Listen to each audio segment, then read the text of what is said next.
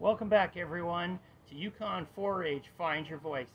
Today, I am at the Mohegan Park Rose Garden in Norwich, Connecticut.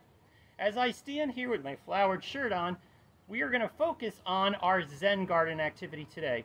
We'll look at ways that we reflect and relax and tell our story through medium of sand and things that are meaningful to us.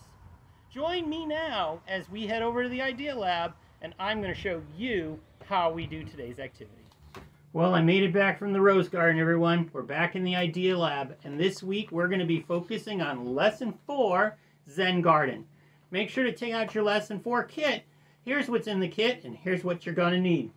In your kit, you have a bag of sand, a shell, or some of you might have a starfish, a marble, a small plastic animal. Mine happens to be a moose, but yours could be anything. And a fork, plastic fork. You're also going to need a container of some sort, either a plate, a flat tray, something small that you can use to create your Zen garden. I used a plate that I just kind of had lying around, and I spread my sand out into my plate so that I can make my Zen garden. Zen gardens are Asian gardens that focus on relaxation and reflection. And so today, we're going to make something that's going to help us relax and tell that story of ourselves in a quiet, reflective way. It's very simple. Once you've got all of your sand spread around in your area, you can take your fork and you can use it to make designs.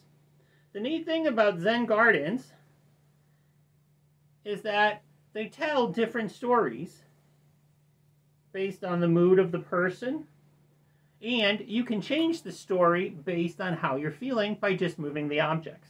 So I'm going to place some of my objects in. So I've got my moose. I'm going to use my marble. Real Zen gardens often use rocks or other items.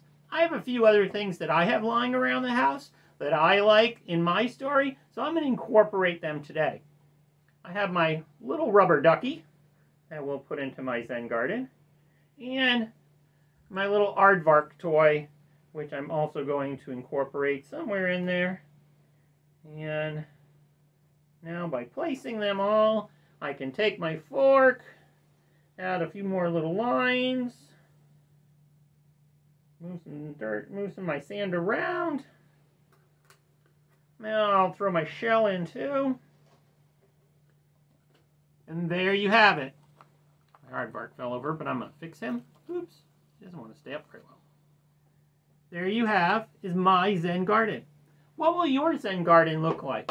How do you reflect and relax? And how are you going to tell your story through the medium of sand and small objects?